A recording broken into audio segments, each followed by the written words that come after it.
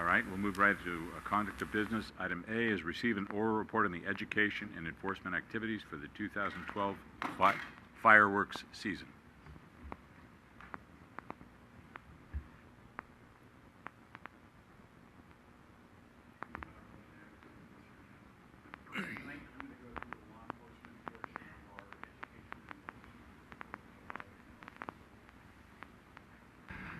Tonight I'll go over the education enforcement portion for police, and then I'll turn it over to Deputy Chief Downing for the fire report. In 2005, the voters passed Measure G, allowing the sale and use of safe and sane fireworks in San Bruno.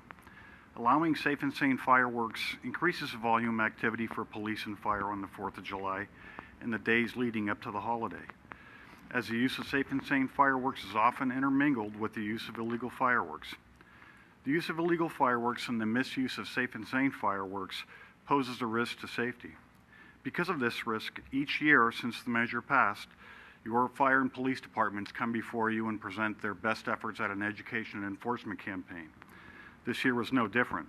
The plan is designed to curb the use of illegal fireworks, to ensure that safe and sane fireworks are used in a safe manner, and to protect property from damage and prevent injury to persons.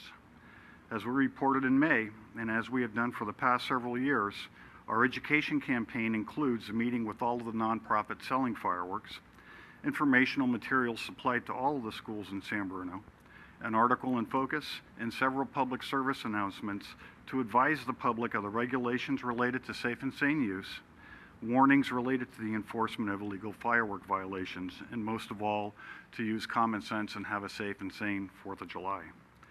This year, over the 8-day reporting period, which is from June 28th to July 5th, we had 111 reports of firework violations.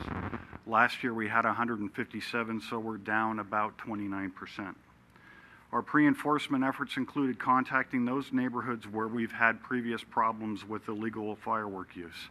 What we do is we advise the residents of prior complaints. We also advise them of the penalties if we catch them, which is a $1,000 fine. This year, we responded to 190 homes and apartments. We also deployed our patrols prior to the 4th of July to especially look for individuals using illegal fireworks. On the 4th of July, we require all police personnel that are not on a scheduled 40-hour vacation to work. We also brought in officers from other jurisdictions to assist us during the peak hours of activity. We had 54 personnel working the evening of the 4th. This included myself, command staff, officers, supervisors, dispatchers, call takers, community service officers. We had staff strictly assigned to enforcement of firework violations, and we also had staff to handle regular calls for service that come in. The teams were assigned to areas that were known for violations in previous years. And I think as I've told you before, we have 3 beats in our residential, or the city split up into 3 beats. We took each of those beats and broke those down to smaller areas where we had increased prior problems. On the 4th of July, we had 173 calls for service. Last year, we had 211 calls for service. So we're down about 20%. The reduction in calls was also experienced by patrols, and you could see it out there. When driving around, you could tell there was a decrease in activity, but nonetheless, there's still a lot of illegal firework use going off. And it ranged from bottle rockets, Roman candles, to full-fledged mortars. I'd attribute this decrease to the Wednesday. You know, I'd like to say that our efforts are making a difference, and I think the hard work of both police, fire, and everybody that's out there does make some difference, but also the holiday fell midweek, so the activity level was down. As I said, despite the reduction, there was still a lot of activity, and we handled 85 calls for service. I'm sorry, July 3rd, we handled 85 calls for service all day, and that's a typical day for police. On July 4th, from about 8 o'clock to about 11:30 at night, we handled 101 calls for service. So that shows you that we have a day's worth of calls over that amount just in a short window. We were busy, and it's typical for that time frame. Again, the activity kind of tapered off about 11 o'clock, 11:30, but nonetheless, the activity was there. Despite our best efforts, and as in years past, I got calls the next day, and City Hall got calls the next day asking, where were you? How come we have these fireworks? We explained to them that it's a voter approved, but it still doesn't ease the frustration with the amount of illegal fireworks that occurs. Officers issued 9 citations for dangerous firework violations, and that was the administrative citation with a $1,000 fine. Officers encountered situations where the illegal use was mixed in with safe and sane use, and it's hard to detect in trying to catch that person who's lighting that Roman candle, who's lighting that mortar, because it's mixed in with the fountains that are on the street. We confiscated about 60 pounds of fireworks, and this is down about 15 pounds. Last year we confiscated about 75 pounds. Each year there's activity is spread out throughout the city, and I can't say that there's one area that's more prevalent to illegal use than another. This year it seemed like there was a little more illegal use on the east side. I wish I could report that there were no injuries on the 4th of July, but unfortunately on the 3rd of July we had an assault victim, and this case is still under investigation, but it appears that that assault occurred relative to the sale of illegal fireworks.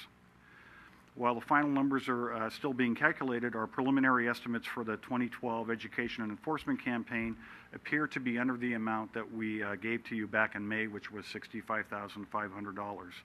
A large portion of the reduction is due because the holiday fell on a Wednesday. Our police overtime expenditures were down because that's an overlap day for a lot of our personnel. So they were already working. We didn't have to bring them in on overtime. The costs associated with the education enforcement campaign will be the actual costs attributed to all of our resources that police, fire, public works expend to keep our community safe during the holiday. This effort is above what we do on a daily basis. This amount is passed on to those community organizations who sell safe and sane fireworks, and it allows us to be reimbursed for our expense. And now I'll turn it over to Deputy Chief Dave Downing, who will give you the fire side of this. Sure you don't want to do mine too? No. Good evening, Honorable Mayor and council members. Fire was also involved in the pre and post fireworks sales education efforts along with police. We inspected the booths on a daily basis. We probably doubled the amount of posters and flyers that were displayed and distributed throughout the sales time of the weeks of fireworks sales. As in past years, we also staffed an extra engine at Station 51. The command staff on duty was also beefed up as Chief Don Dornell was on duty along with Fire Marshal Allen and myself. One of the things we did during the daylight hours was we patrolled some of the high incident neighborhoods during that time as to create a a presence and a deterrent. On the 4th of July, the emergency calls were actually down.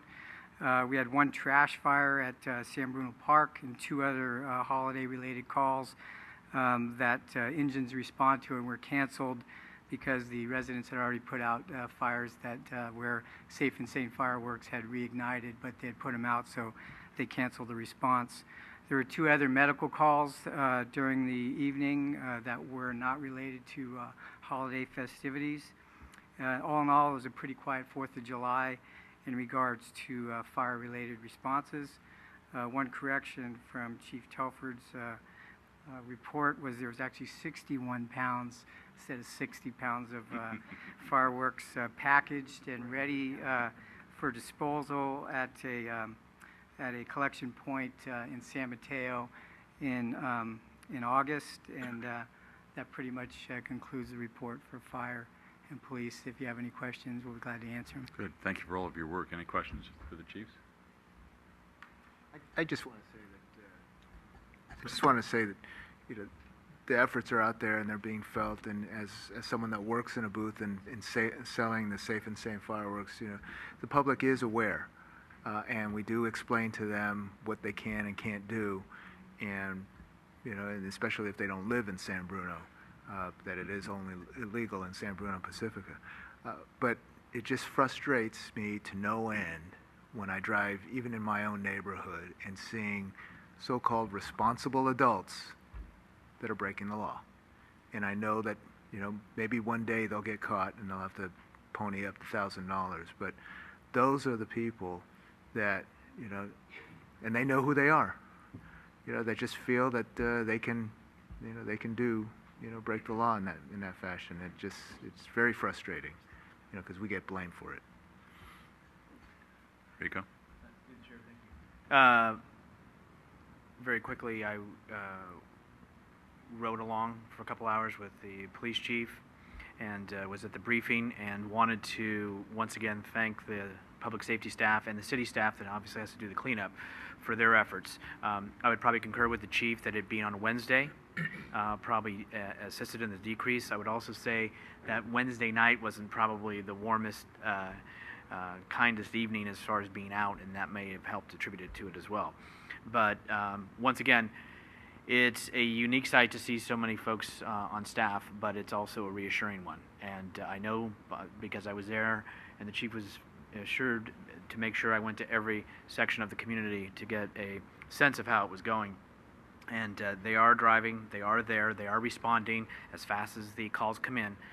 So I want to thank both the police and fire and the staff for their efforts this 4th of July.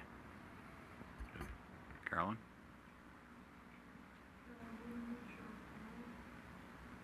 Every year, for years, we've had trouble up in the Pacific Heights area. Somebody sets off the worst things. I don't know what they are. Cherry bombs, what did you call them? I forget the big thing you just mentioned. But whatever it is, it rocks the house. I mean, it's that bad. And I got it this year. Somebody set it right near my house. And I called the police department. And I don't know if it's a coincidence or not, but after I called the police department, there was not another sound in the neighborhood. So I don't know if they cruised up there or what happened. But the next night, we got 5 in a row. Boom, boom, boom, boom. I guess they must, if they couldn't get them off on the 4th, they decided to get rid of them on the 5th.